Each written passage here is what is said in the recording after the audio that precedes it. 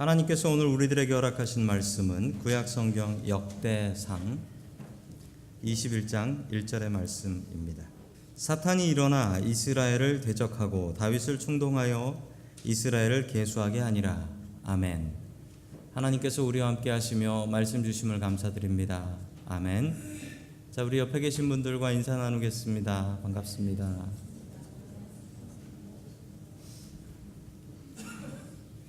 자, 오늘 사과의 말씀을 하나 드립니다. 오늘 통역하는 분이 아파가지고 통역이 없습니다.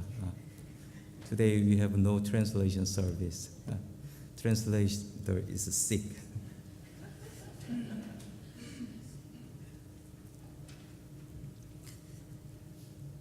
어느 성가대가 있었는데 성가대에 아주 목소리가 튀는 남자 집사님이 계셨습니다. 성가대 지휘자를 비롯하여 몇 분이 목사님에게 찾아와서 목사님, 어느 집사님 때문에 정말 성가대 못하겠어요 라고 불평을 했습니다. 그러면서 우리는 얘기를 못하겠으니 목사님이 그분에게 가셔서 그분을 만나서 집사님은 성가대가 은사가 아닌 것 같으니 다른 봉사를 좀 해보시지요 라고 좀 얘기해 달라는 것이었습니다. 뭐 얼마나 어려운 얘기입니까? 자, 그래서 이 목사님께서 집사님을 찾아가서 집사님께 얘기했습니다. 집사님, 5명이나 찾아와가지고 집사님이 성가대를 좀 안 하고 다른 걸 했으면 좋겠다라고 이야기하는데 이걸 어떻게 할까요? 라고 얘기를 했습니다.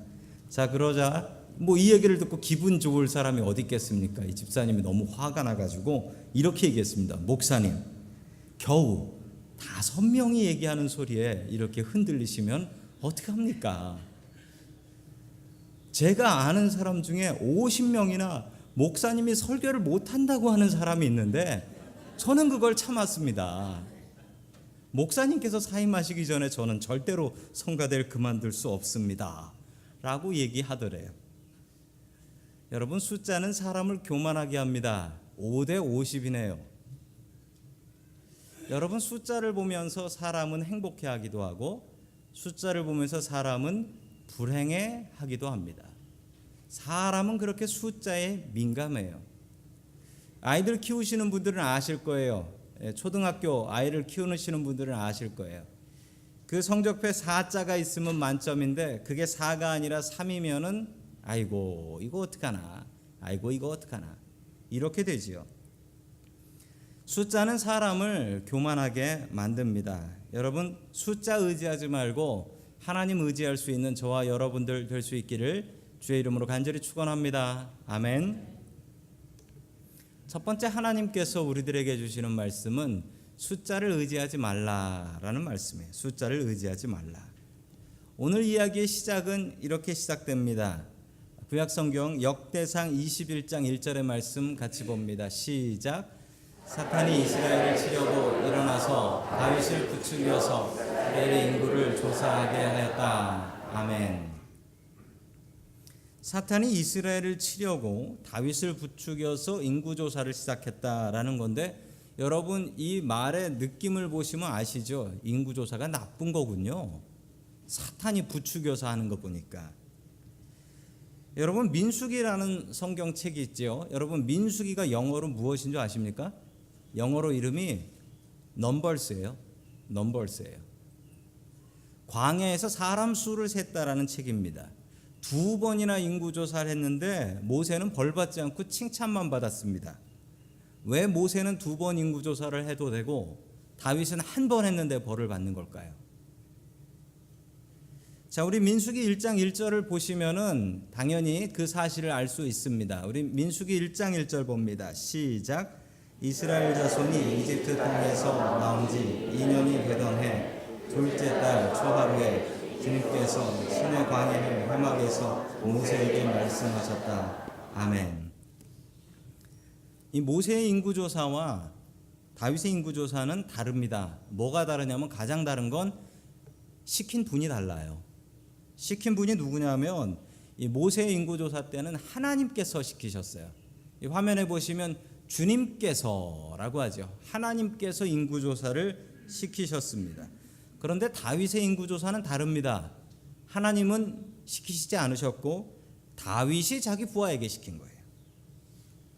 하나님께서 명령하신 것은 괜찮고 사람이 명령한 인구조사는 안 된다라는 것은 분명히 인구조사가 다른 문제가 하나 있는 것 같습니다. 인구조사에는 목적이 있는데 민수기의 인구조사는 목적이 달라요. 왜 다르냐면 그때가 광야 생활할 때거든요. 광야 생활하면서 이 사람 저 사람 여러 사람이 죽어나갈 때 사람들은 생각했습니다. 이러다 우리 다 죽는 거 아닌가, 우리 민족 다 없어지는 거 아닌가. 그때 하나님께서 명령을 내리셨습니다. 너희들 수가 몇 명인지 세어봐라. 자, 그래서 센 숫자가 여러분 1차하고 2차가 있는데요. 여러분 1차는 처음에 출애굽 나올 때, 엑소더스 나올 때 이야기고요.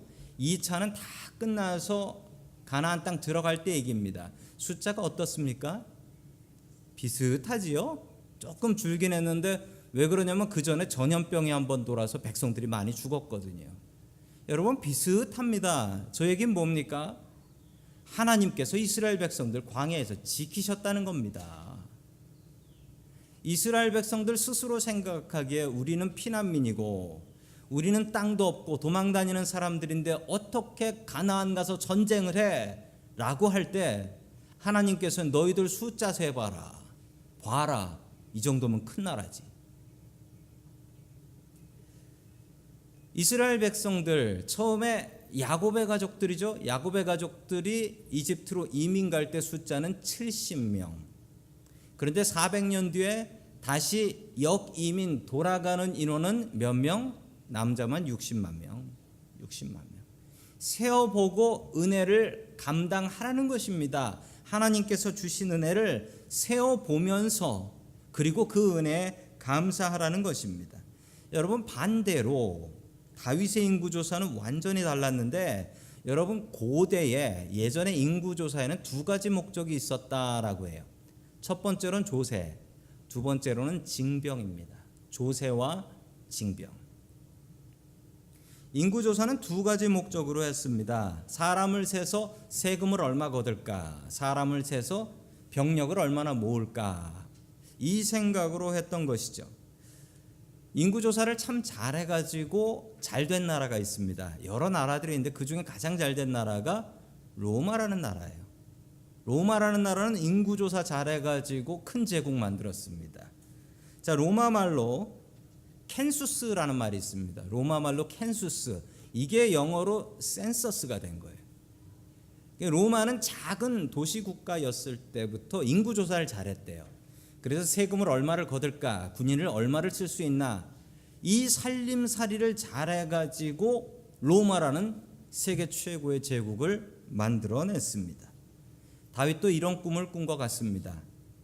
백성들 수를 세야지 세금을 얼마 걷고 전쟁을 어떻게 하고 이 계획이 있을 거 아니겠는가. 가서 사람들의 수를 세어와라. 여러분 이 마음속에는 내가 하나님의 허락받지 않고 내가 하나님 뜻이 아니라 내 뜻으로 전쟁하고 내 뜻으로 살림하겠다, 이 마음이 있었던 것입니다.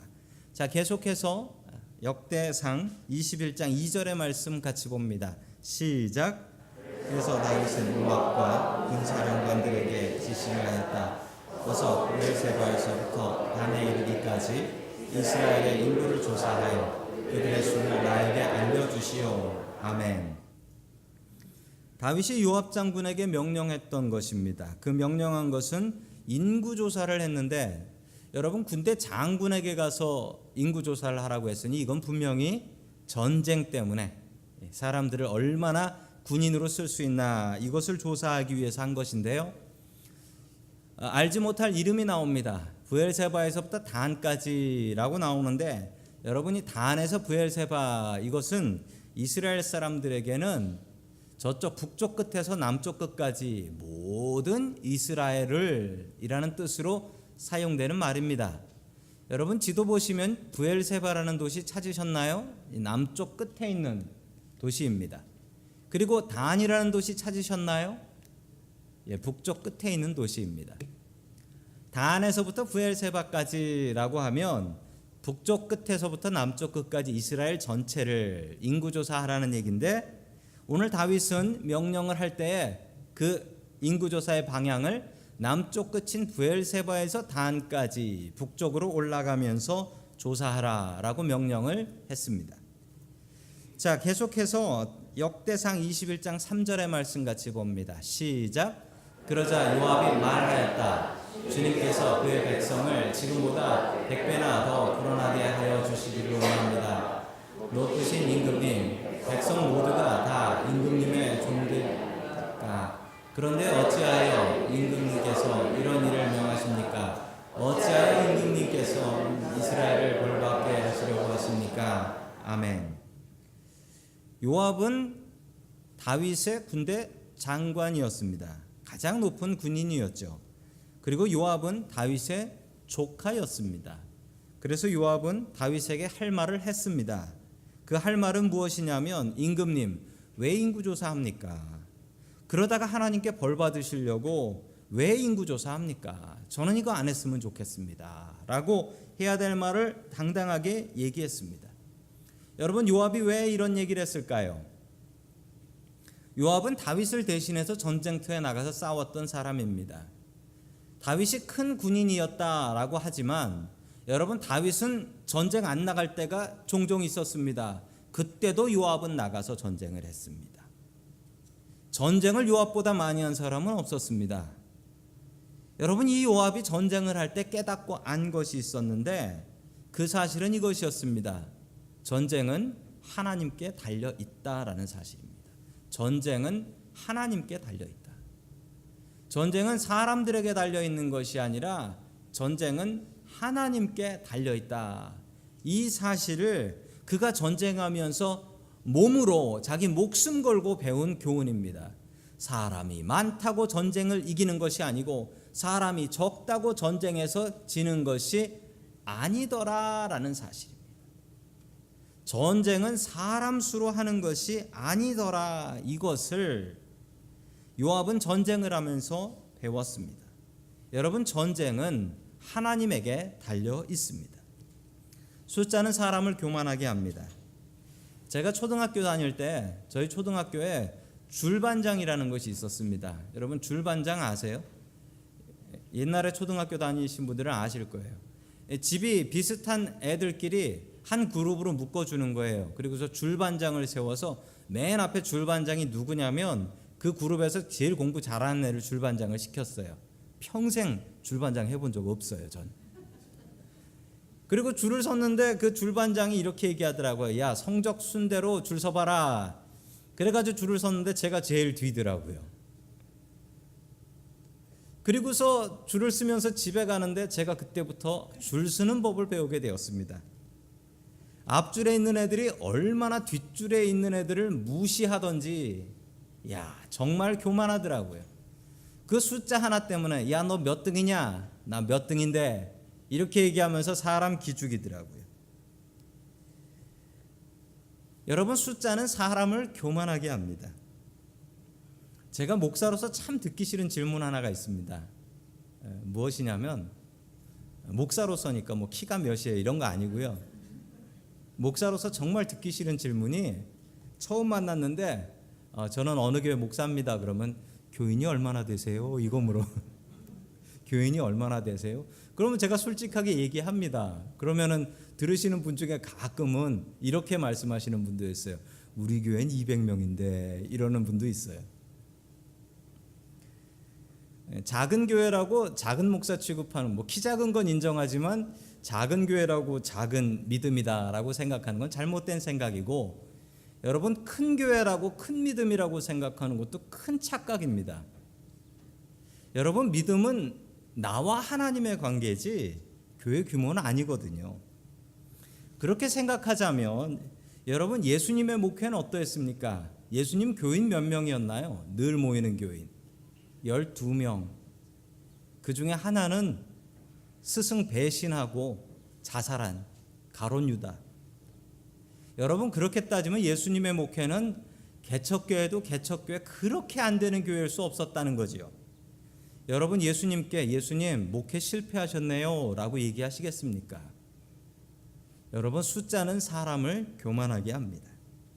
중요한 것은 숫자가 아니라 내가 바른 크리스찬으로 살아가는 것 아니겠습니까? 목숨 바쳐 믿음을 지켰던 초대교회를 생각해 보십시오. 초대교회라고 하는 처음 교회, 데살로니가 교회, 에베소 교회, 이런 교회들 여러분 교인 얼마나 됐는 줄 아십니까? 그때 그 교회 교인들이 10대 명도 안 됐대요. 왜냐하면 어느 집 가정집에 몰래 모여서 드렸던 예배였기 때문에 교인이 모일 수가 없었대요. 그럼에도 불구하고 목숨 지키고 목숨을 다하여서 주님의 말씀을 지켰던 사람들, 그 사람들의 믿음을 보고 당신들 믿음 별거 아니요 라고 이야기하실 수 있겠습니까? 여러분 숫자는 사람을 교만하게 합니다. 숫자라는 병에 들지 마십시오. 숫자는 사람을 우쭐하게 만들기도 하고 숫자는 사람의 길을 죽여놓기도 합니다. 여러분 장사하시는 분들은 아실 겁니다. 장사하는 사람의 기쁨은 무엇입니까? 장사하는 사람의 기쁨은 장사 다 마치고 돈통 새는 그때 이 기쁨이 온다. 여러분 장사하시는 분들은 아실 거예요. 요즘 말로는 크레딧 카드를 많이 쓰기 때문에 마감할 때 맨 마지막 마감 크레딧 카드에 오늘 얼마 팔렸나를 찍어 보는 순간 기쁨과 슬픔이 교차하지요. 거기에 액수가 많이 찍혀 숫자가 많이 찍혀 있으면 야 장사 잘 됐네 라고 하며 집에 가서 두 발 뻗고 자고, 그리고 거기에 숫자가 작으면 요즘 불경기냐? 왜 이렇게 장사가 안 돼? 라고 하며 집에 가서도 근심 어리게 잡니다. 무엇 때문에? 거기 있는 숫자 때문에. 숫자 때문에. 여러분 아이들 키우시는 분들은 아실 겁니다. 성적표에 있는 숫자, 그 숫자를 갖고 아이들을 판단합니다. 그렇지요? 그 숫자를 보면서 그 숫자가 많이 찍혀 있으면 4점 가까이 찍혀 있으면 야, 내 자식이 학교에서 잘하고 있구나라고 생각하고, 거기에 3이나 2자가 보이면은 야, 이게 내 자식이 학교 가서 땡땡이 치고 놀기나 하는구나 이 생각하지요. 여러분 그 숫자가 내 자식이 건강하게 잘 자란다는 숫자입니까? 그건 내 욕심이지. 그 숫자가 높으면 아이가 믿음으로 잘 자라고 하나님의 사람으로 잘 자라는 겁니까? 여러분 숫자는 사람을 교만하게 합니다. 다윗은 숫자를 셌습니다. 그리고 나름대로 생각하기에 이 정도면 내가 저 나라랑도 전쟁할 수 있고 이 나라랑도 전쟁할 수 있겠네, 이 마음을 품었을 것입니다. 여러분 그 교만한 마음을 하나님께서는 벌 주셨습니다. 여러분은 어떤 숫자를 의지하고 사십니까? 여러분 그 숫자를 의지하지 말고 하나님을 의지하는 저와 여러분들 될 수 있기를 주님의 이름으로 간절히 축원합니다. 아멘. 두 번째 마지막으로 하나님께서 우리들에게 주시는 말씀은 예배는 복원력이다 라는 말씀입니다. 여러분 우리의 마음이 심각하게 괴로울 때 예배는 우리에게 희망을 줍니다. 우리의 삶이 심각하게 무너졌을 때 예배는 우리를 다시 일어서게 합니다.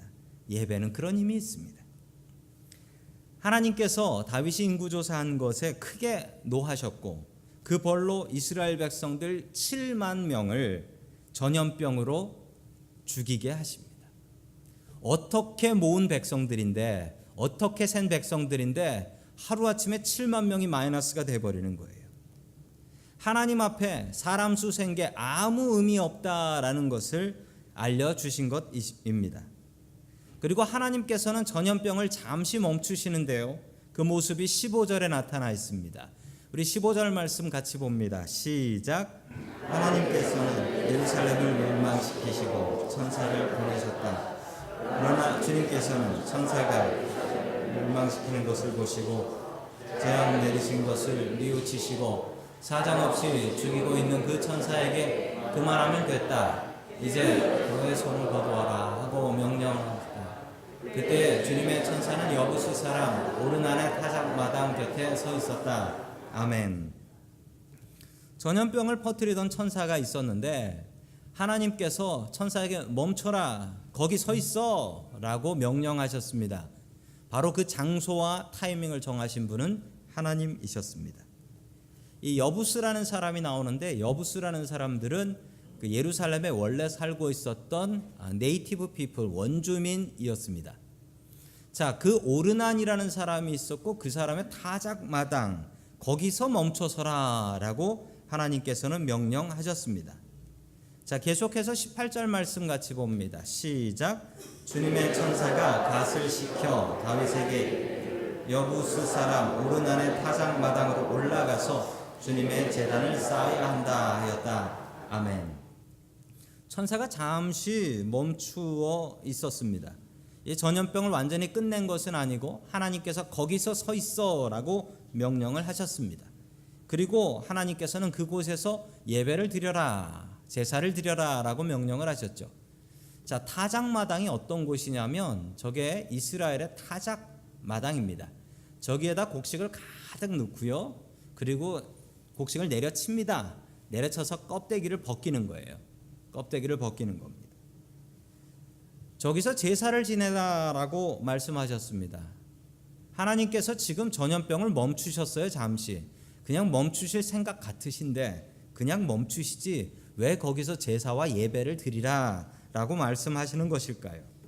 여러분, 예배가 이렇게 중요합니다. 하나님과 다윗의 관계가 깨졌습니다. 여러분, 이 관계를 어떻게 다시 회복할 수 있을까요? 예배입니다. 예배밖에 없어요. 하나님과 우리의 관계가 회복되는 것은 예배밖에 없습니다. 여러분, 예배가 열쇠입니다. 우리 다 같이 한번 따라해 볼까요? 예배가 열쇠입니다.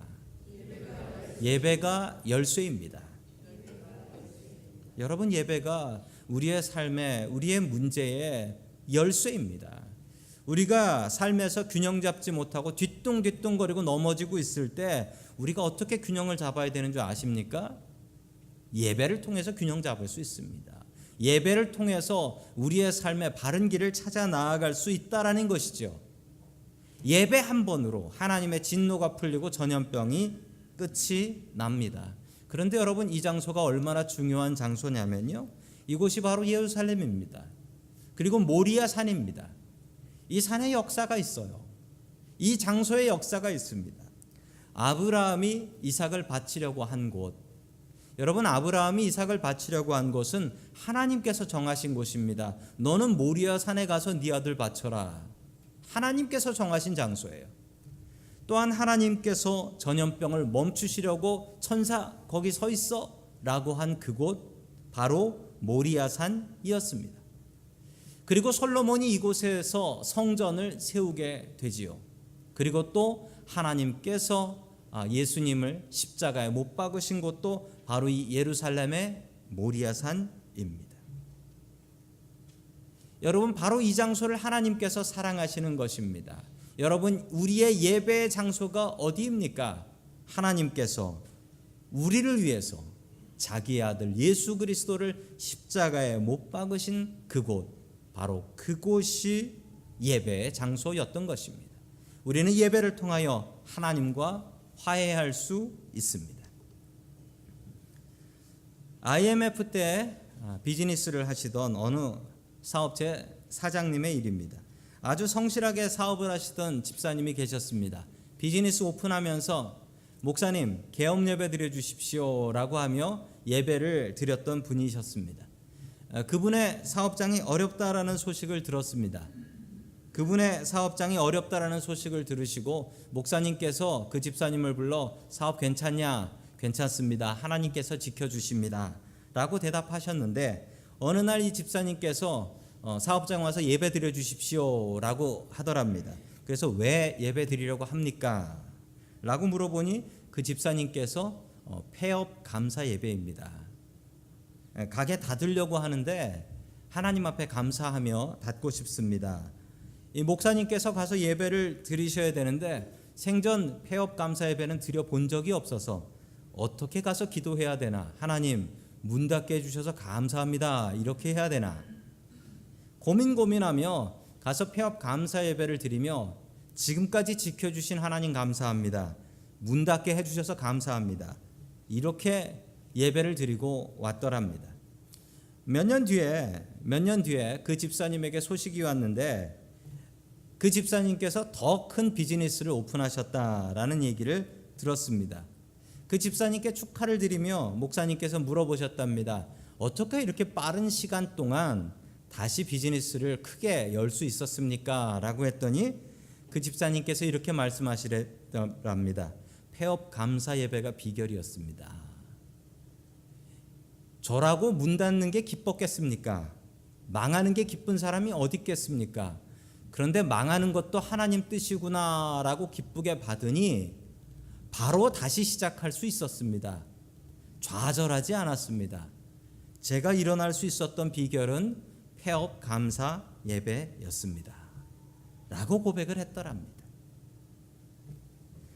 여러분, 배가 침몰하는 이유가 있습니다. 배가 침몰하는 이유는 짐을 많이 실으면 침몰하지요. 그런데 그거보다 더 중요한 것은 배가 뒤집어지려고 할 때 배를 복원시켜주는 힘이 있어야 됩니다. 그 복원력이라고 하는데 이 복원력이 부족하면 배는 침몰합니다.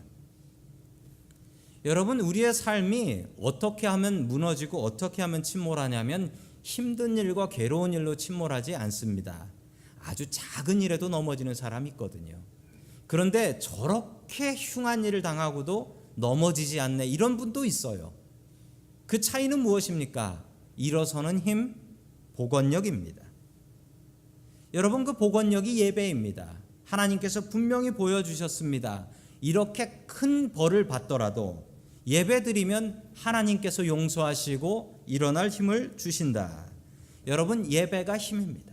예배가 능력입니다. 어떤 순간에서도 힘들 때마다 여러분 이 자리를 사모하시고 이 예배를 소망하십시오. 예배가 능력이 됩니다. 예배는 우리의 삶 속에서 우리가 균형 잡지 못할 때 우리를 균형 잡게 하는 삶의 능력이 됩니다. 예배는 우리의 삶의 복원력입니다. 이 예배를 통하여 일어설 수 있는 저와 여러분들 될 수 있기를 주의 이름으로 간절히 축원합니다. 아멘.